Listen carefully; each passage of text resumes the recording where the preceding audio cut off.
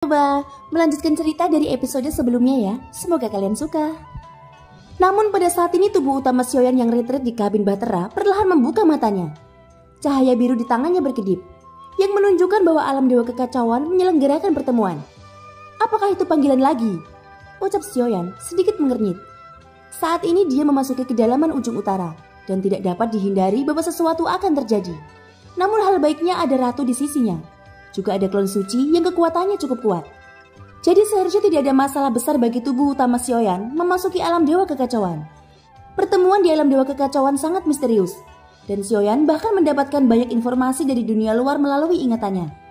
Baginya yang membutuhkan banyak informasi saat ini, harus berusaha sebaik mungkin untuk tidak melewatkan pertemuan seperti itu. Selain itu, pil obat yang disempurnakan untuk nomor 3 sudah disiapkan. Hanya permintaan nomor 1 itu, Sioyan belum bertemu Longyan. Jadi dia tidak tahu apakah nomor 1 akan marah karenanya. Tapi Sioyan mengingatnya kembali bahwa nomor 1 tidak memberikan batas waktu. Jadi hal ini seharusnya tidak semestinya dipermasalahkan. Setelah berpikir sejenak, kehendak jiwa Sioyan akhirnya tenggelam ke dalam batu giok. Ini adalah ketiga kalinya dia memasuki alam dewa kekacauan. Dan secara bertahap menjadi terbiasa, tanpa ada rasa sakit seperti sebelumnya. Setelah silau singkat, pemandangan di sekitarnya berangsur-angsur menjadi jelas. Kehendak jiwanya datang ke alam dewa kekacauan. Sebuah platform batu dengan 9 karakter muncul di bawah kakinya. Sioyan perlahan menoleh hanya untuk menyadari bahwa dia bukanlah yang terakhir datang. Namun untuk platform kosong, cahaya biru segera muncul setelahnya, dan satu demi satu sosok biru muncul di platform batu masing-masing. Semuanya sudah ada di sini. Mari kita mulai. Merupakan kepentingan semua orang untuk bertemu secara berkala dan berbagi informasi. Ucap nomor 1 masih yang pertama berbicara. Kekacauan di dunia telah meningkat. Anda semua harus lebih berhati-hati di dunia tempat Anda berada. Ucap nomor 2 berkata dengan nada tidak berdaya dalam suaranya. Tanpa kecuali 9 dunia utama saat ini sedang dalam krisis. Itu berarti bahwa dunia utama dapat dihancurkan dan dilahirkan kembali. Atau ada kekuatan kuat yang ingin menggulingkan situasi saat ini. Krisis ini tidak disebabkan oleh satu dunia. Aku khawatir di balik semua yang terjadi sekarang, ada kekuatan yang lebih kuat yang mengobarkan api dan mencoba menjerumuskan 9 dunia ke dalam hura-hara. Ucap nomor 2 lagi. Jarang bagi si nomor 2 untuk mengatakan begitu banyak, dan Sioyan langsung mengernyit saat mendengar ini. Informasi yang terkandung dari kata-kata si nomor 2 cukup besar. 9 dunia utama mengalami krisis hebat, dan mencurigai adanya keberadaan yang lebih kuat sebagai pengontrolnya. Jika semua tokoh di sini berasal dari dunia yang berbeda, kekacauan yang disebutkan si nomor 2 berarti tidak hanya Sensi yang telah diserbu. Tetapi dunia tempat tinggal si nomor 2 juga telah diinvasi. Dan situasi yang sama juga terjadi pada 7 dunia lainnya.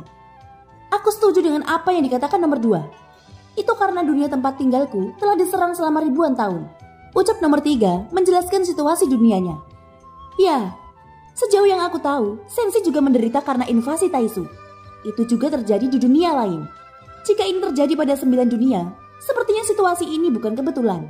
Ucap si nomor 4. Tampaknya dunia setiap orang sedang mengalami kesulitannya sendiri. Dikatakan bahwa sosok biru muncul di dunia laut pegunungan. Jika benar seperti yang dikatakan nomor 2, aku khawatir kekuatan yang terlibat di dalamnya kemungkinan besar berasal dari alam dewa kekacauan. Ucap nomor 5 segera membuka mulutnya.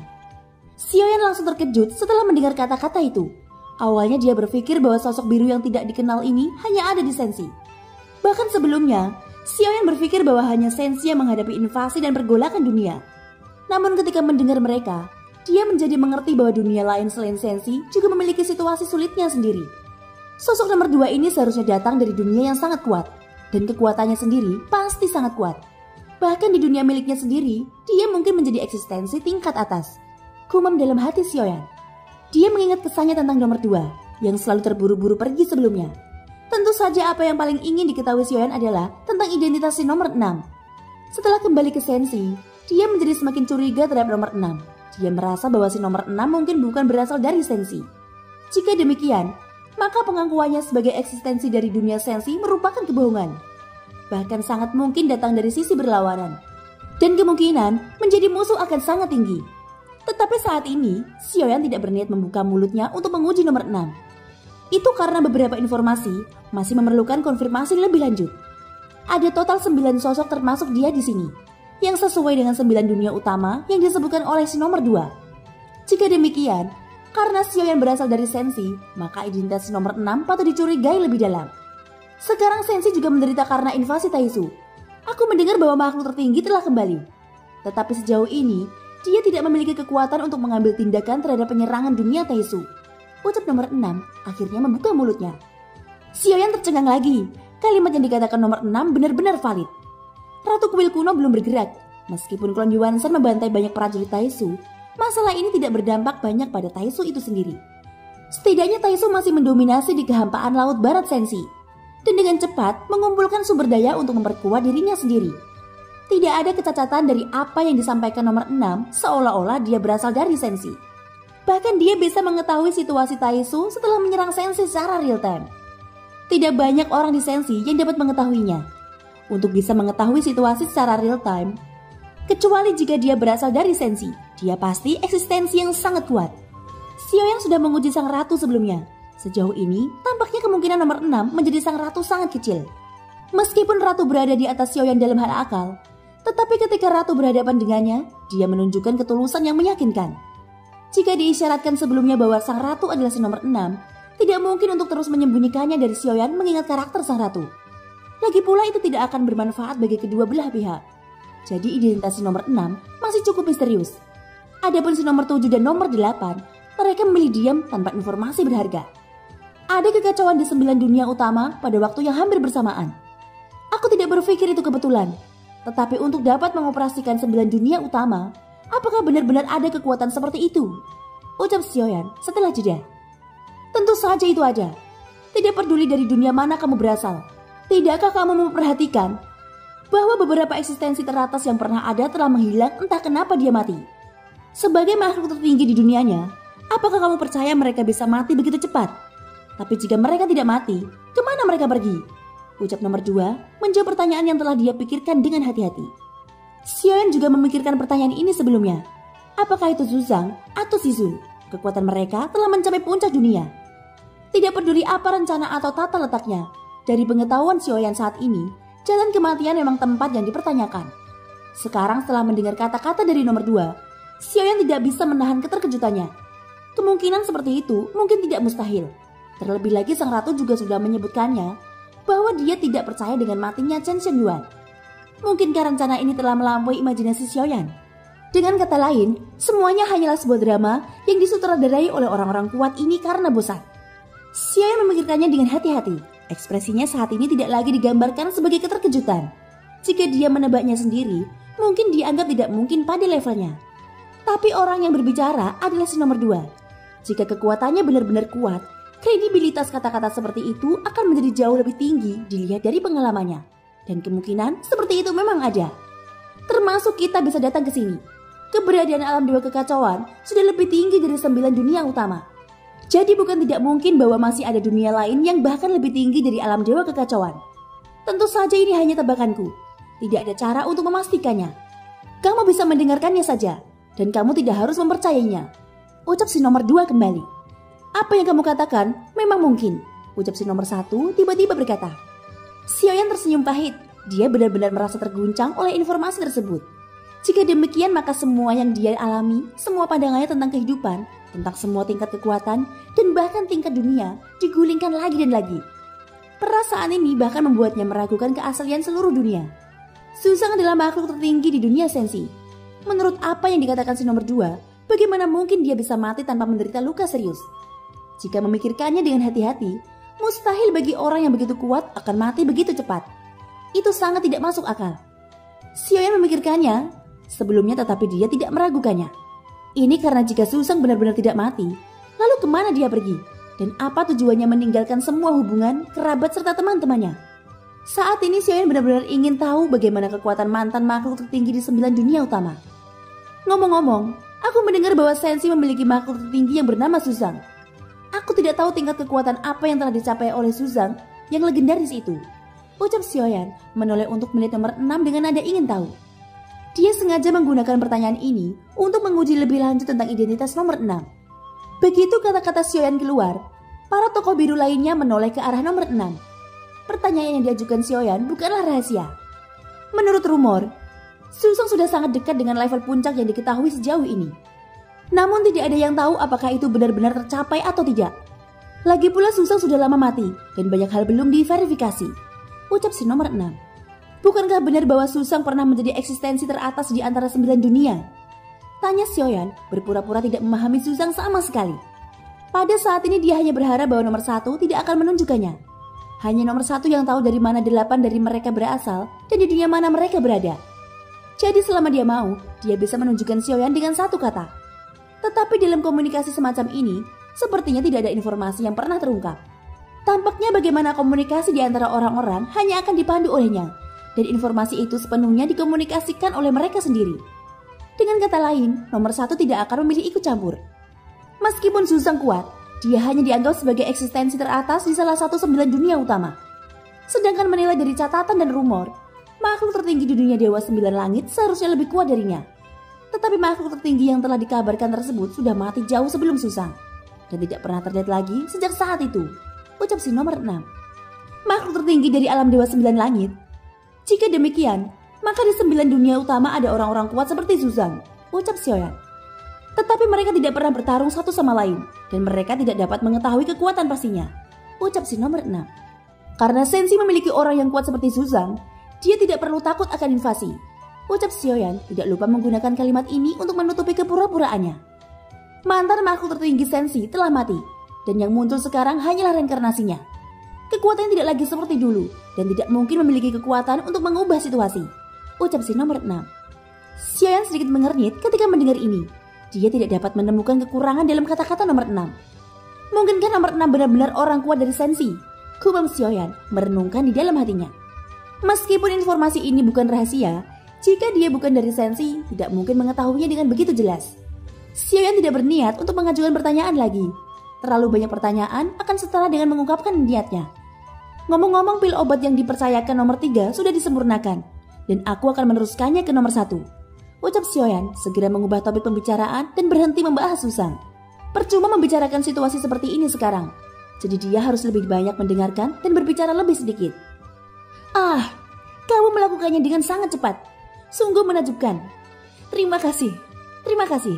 Mulai sekarang aku berutang budi padamu. Jika kamu memiliki sesuatu untuk ditanyakan, maka katakan saja.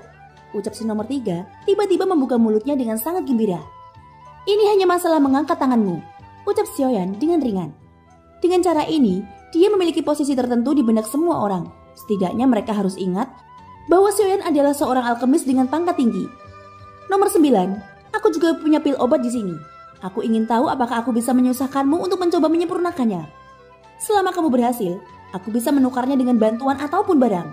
Ucap si nomor 4 menjadi tertarik ketika menyadari bahwa Xiaoyan berhasil menyelesaikan tugas dari nomor 3. Dia tidak mengenal Xiaoyan sebelumnya, jadi sebelum ini, ia tidak mempercayai Xiaoyan untuk dapat memurnikan pil obat bermutu tinggi. Tentu saja, tetapi tergantung pada tingkat pil obatnya. Selain itu, aku mungkin tidak dapat memurnikannya tepat waktu. Ucap Xiaoyan tidak menolak. Secara alami, Xiaoyan masih bersedia selama itu bukan pil obat kecantikan apapun. Lagi pula hanya ada sedikit pil bermutu tinggi di tangannya saat ini, dan juga sulit untuk menemukan bahan obat. Jadi selama dia dapat memperoleh pil melalui mereka, dan menerima bahan obat dalam jumlah yang cukup, Xiaoyan akan selalu bisa memurnikan dengan jumlah lebih untuk dirinya sendiri. Dan karena mereka berasal dari dunia selain Sensi, pil obat tersebut pasti memiliki efek ajaib yang berbeda. Baik, aku akan mentransfer resep dan bahan obatnya kepada si nomor 1. Tidak ada batasan waktu tertentu. Berikan saja padaku jika sudah selesai. Aku akan mengucapkan terima kasih lebih dulu. Ucap nomor 4. Aku juga punya ramuan di sini. Aku ingin tahu apakah aku bisa meminta bantuan nomor 9 untuk memurnikannya. Ucap nomor 5 juga berbicara. Menurut informasi yang Xiaoyan dapatkan, nomor 5 berasal dari dunia laut pegunungan. Masuk akal bahwa keberadaan ras binatang tidak memiliki banyak alkemis kuat. Xiaoyan lalu berkata, aku tidak bisa menjamin bahwa pemurnian akan berhasil. Tetapi pil obat di tingkat dewa seharusnya tidak menjadi masalah besar. Dan jika memang nantinya aku berhasil, lakukan saja apa yang kamu bisa sebagai gantinya. Ucap Xiaoyan melebih-lebihkan nadanya. Setelah berhasil menyempurnakan pil obat untuk nomor 3, Xiaoyan memiliki keyakinan mutlak untuk memurnikan pil obat di tingkat dewa lagi. Faktanya dia tahu bahwa kemampuan alkemisnya saat ini sepenuhnya bergantung pada inti api dan kekuatan jiwa. Jika dia berhasil dalam pemurniannya, setidaknya dia dapat mengamankan posisinya sebagai seorang alkemis di antara 9 sosok. Dengan cara ini dia bisa mendapatkan lebih banyak bantuan dan mendapatkan lebih banyak chip tawar-menawar di antara mereka. Meskipun tidak ada yang bisa dia percayai saat ini, yang terbaik adalah mempersiapkan hal-hal yang mungkin sangat dibutuhkan nantinya. Kekuatan dari tokoh-tokoh biru ini tidak biasa, dan tentu saja merupakan hal yang menguntungkan bagi Xiaoyan untuk dapat menukar pil obat dengan bantuan. Tidak masalah, aku percaya pada kemampuanmu, ucap nomor 4 segera menyanjung Xiaoyan. Nomor 9, aku hanya punya 2 set bahan obat untuk pil obat mujarab ini. Tolong maafkan aku, ini karena beberapa bahan obat terlalu langka, ucap nomor 5 setelah berhenti sejenak. Jelas dia khawatir Xiaoyan akan gagal memurnikan dan menyia-nyiakan bahan obatnya. Kalau begitu beri aku sepasang pil obatmu. Jika berhasil, itu bagus. Jika gagal, kamu masih bisa menyimpan sepasang lagi, ucap Xiaoyan. Baik, jika pemurnian berhasil, harus ada terima kasih yang besar dariku.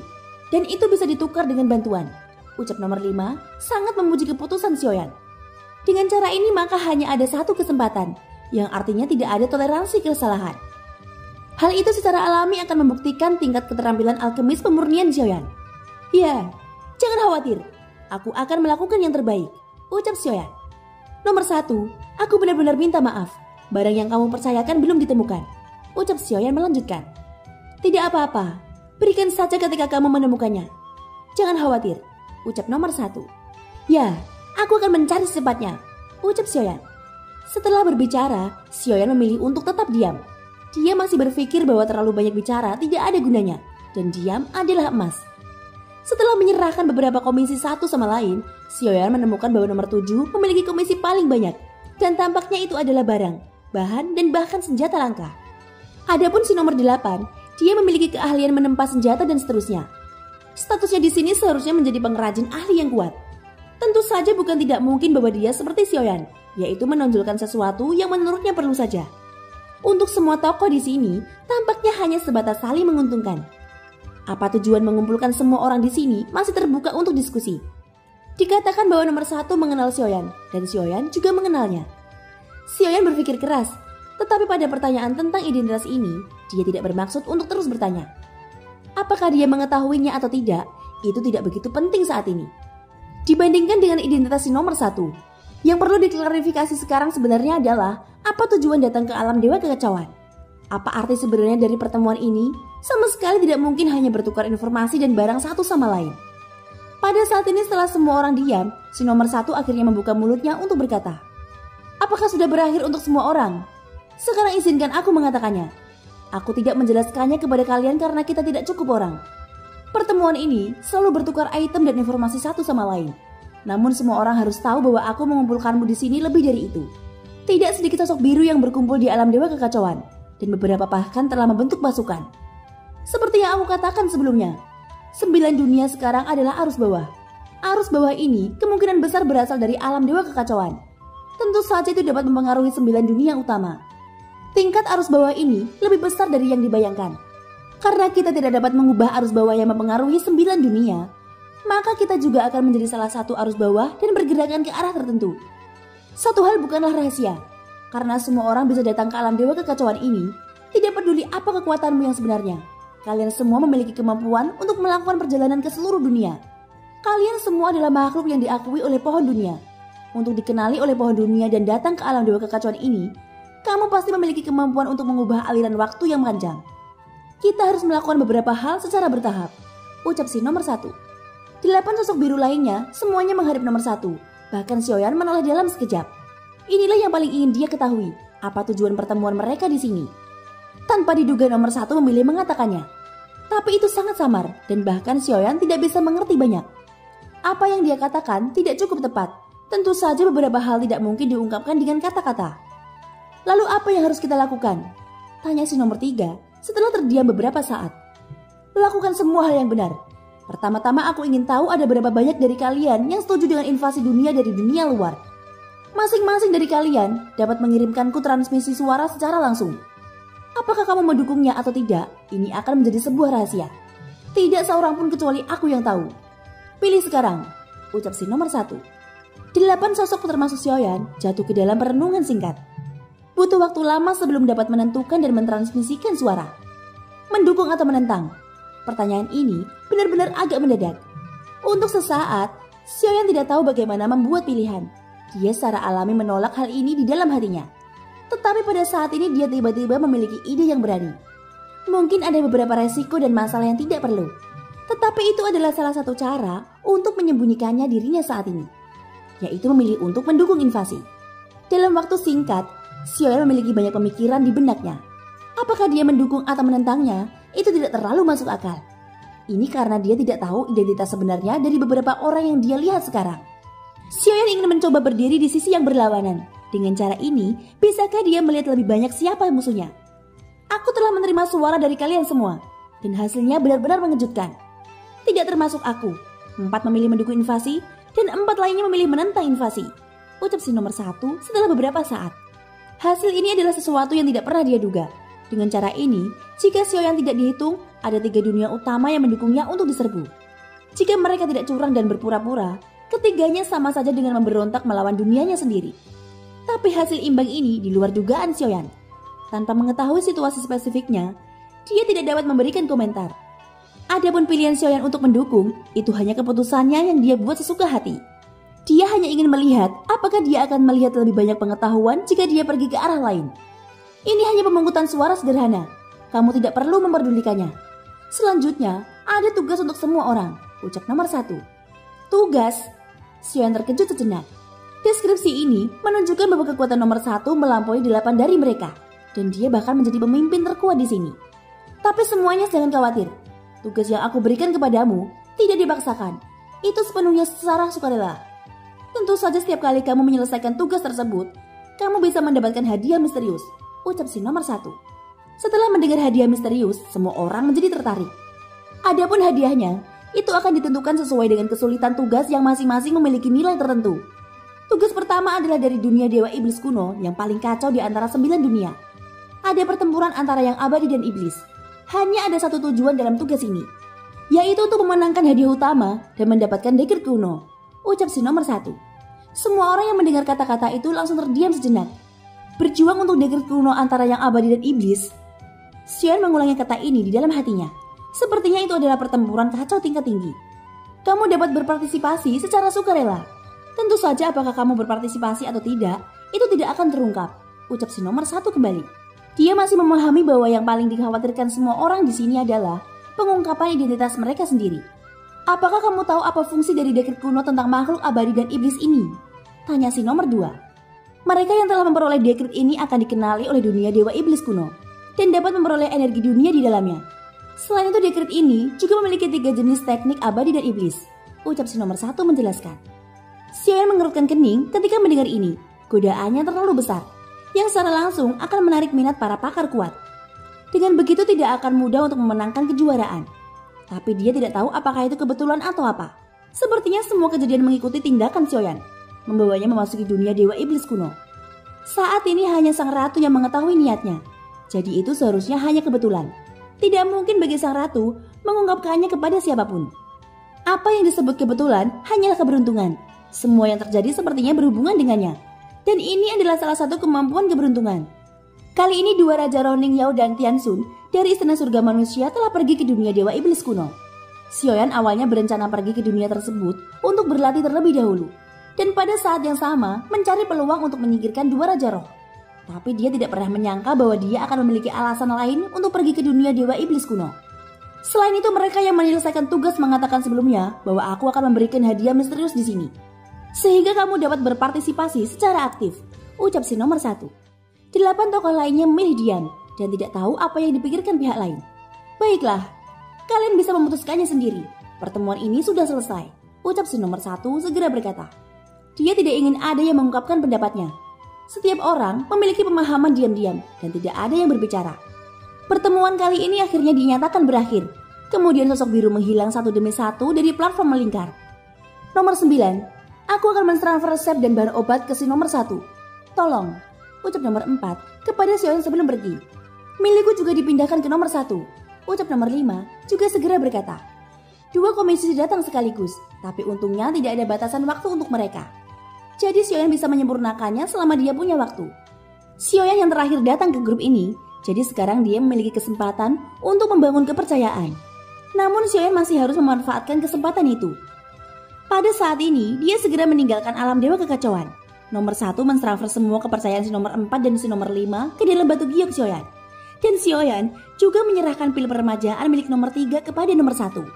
Thank you guys sudah mendengarkan ceritaku sampai akhir. Semoga hari kalian menyenangkan ya. Sampai jumpa dan bye-bye.